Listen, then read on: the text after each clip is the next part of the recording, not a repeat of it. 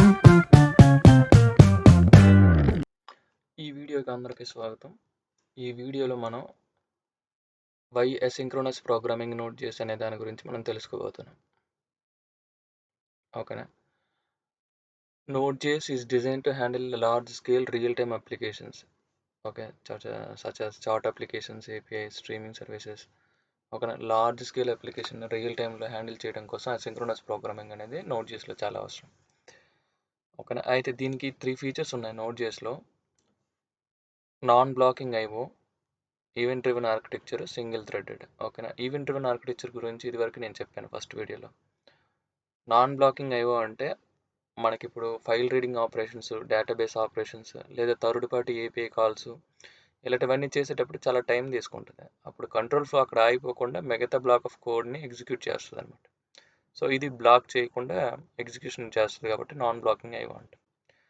Event driven architecture అంటే ఇదివరకు మీకు చెప్పాను, మనం వెయిట్ చేయకుండా టాస్క్ ఫినిష్ అయ్యేంత వరకు వెయిట్ చేయకుండా మనకేం చేస్తుంది అంటే మనకు ఒక కాల్ బ్యాక్ని రిజిస్టర్ చేసేస్తుంది.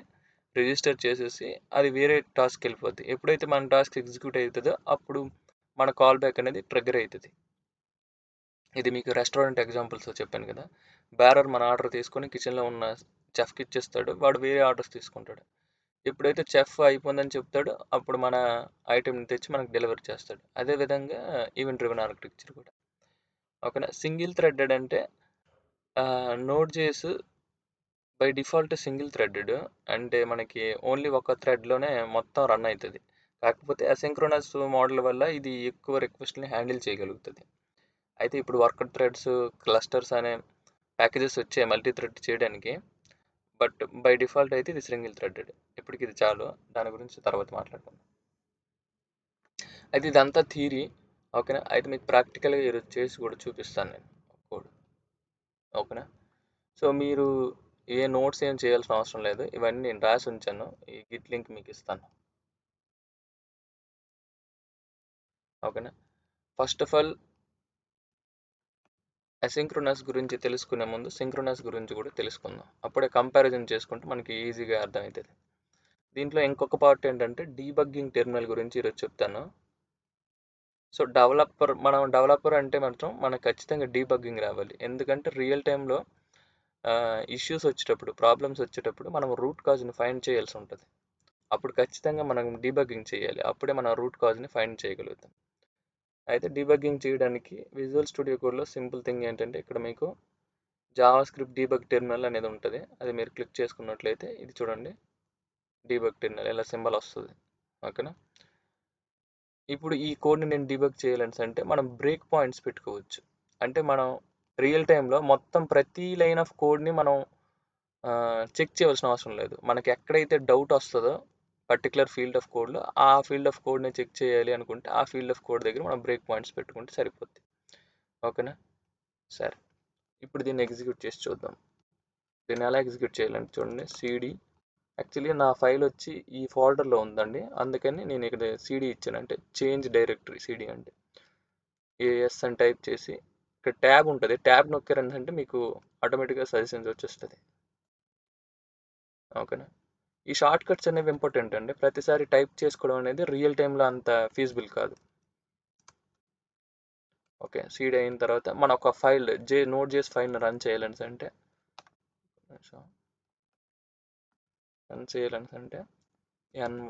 node అని టైప్ చేసి ఆ ఫైల్ నేమ్ ఇవ్వాల్సి ఉంటుంది.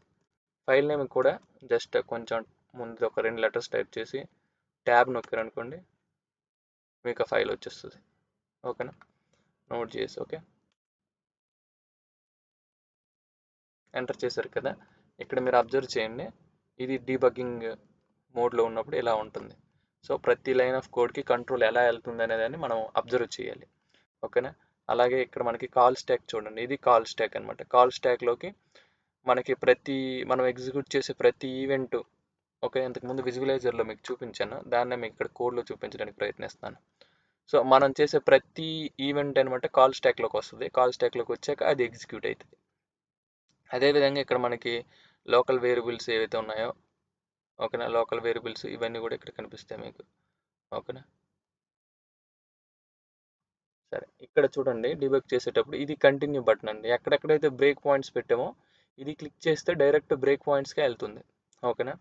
అలాగే ఇది స్టెప్ ఇంటూ అంటే మనం బ్రేక్ పాయింట్స్ పెట్టకపోయినా స్టెప్ ఇంటూ కొట్టామనుకోండి లైన్ బై లైన్ వెళ్తూ ఉంటుంది. మనం ప్రతిసారి లైన్ బై లైన్ వెళ్ళాల్సిన అవసరం లేదు. ఓకేనా.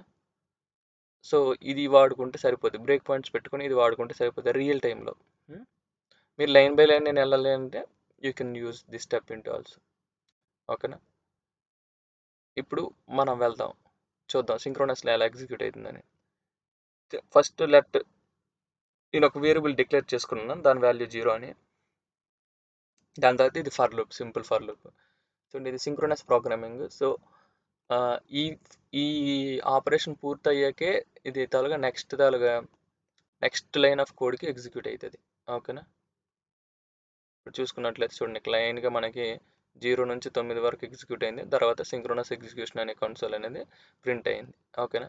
ఇది సింక్రోనస్. ఓకేనా. లైన్ బై లైన్ ఎగ్జిక్యూట్ అవుతుంది. ఓకే, నౌ అసింక్రోనస్ కోడ్ని చూద్దాం.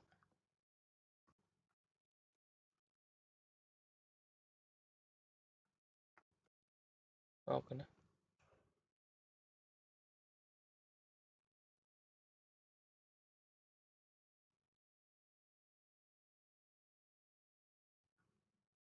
ఈ బ్రేక్ పాయింట్ తీసేద్దాం.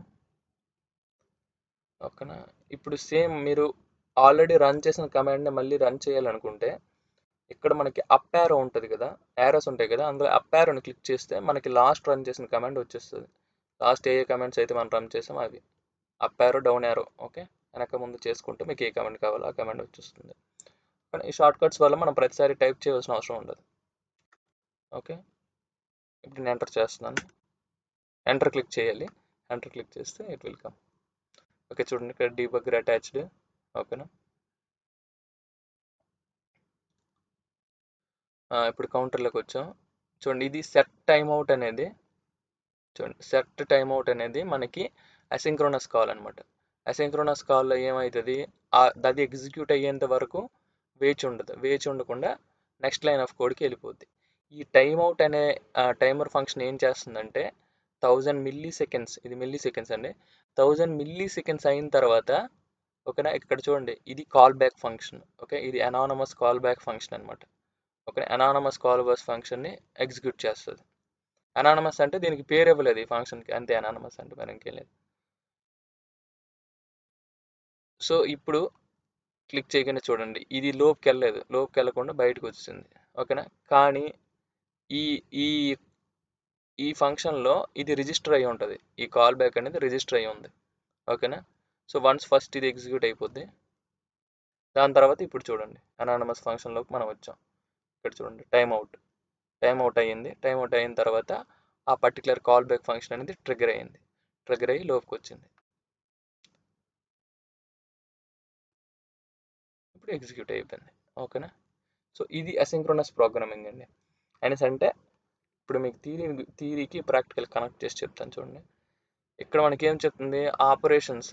ఇది ఇప్పుడు మనం టైమర్ చూసాము, అలాగే ఫైల్ ఆపరేషన్ కానీ, డేటాబేస్ ఆపరేషన్ కానీ, థర్డ్ పార్టీ ఏపీఐ కాల్స్ కానీ, ఇవన్నీ చేసినప్పుడు అనమాట it don't block the execution of other task తలకి ఎగ్జిక్యూషన్ని బ్లాక్ చేయదు.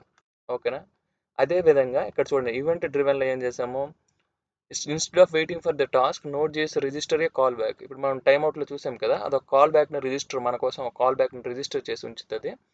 అలాగే తర్వాత ప్రామిసెస్ అవి కూడా ఉంటాయి, ప్రామిసెస్ ఇంకా వెయిట్ కూడా ఉంటాయి, అవి మీకు తర్వాత చెప్తాను. కాల్ బ్యాక్ని కానీ ప్రామిసెస్ని కానీ మన కోసం రిజిస్టర్ చేసి ఉంచుతుంది. ఆ పని అయిపోయిన తర్వాత ఈ కాల్ బ్యాక్ ఏదైతే ఉందో అది ట్రిగ్గర్ అవుతుంది మనకి. ఓకేనా, ట్రిగ్గర్ అయ్యి అప్పుడు చేస్తుంది. ఇది అసింక్రోనస్ ప్రోగ్రామింగ్. ఓకేనా. అలాగే మీకు ఇంతకుముందు మీకు చూపించాను, ఇక్కడ మీకు విజువలైజర్లో కూడా మీకు చూపించాను. సో ఈవెంట్ లూప్ అనేవాడు లెజెండ్ చేస్తే ఇప్పుడు మనం చెప్పిన టాస్క్లన్నీ ఈవెంట్ లూప్ అనే కోర్ ఫంక్షనాలిటీ ఇవన్నీ చేస్తుంది అనమాట. ఇది మీకు ఇంతకుముందు చూపించాను. దీన్ని మీరు వీలైనంత ఎక్కువ వాడండి. ఓకేనా. వాడి ఈ అసింక్రోనస్ ప్రోగ్రామింగ్ని అండర్స్టాండ్ చేసుకోవడానికి ప్రయత్నించండి. అందులో చాలా రకాలు ఉన్నాయి. ఓకేనా. సో మీరే ప్రయత్నించండి సొంతగా. ఓకే అండి, థ్యాంక్ యూ.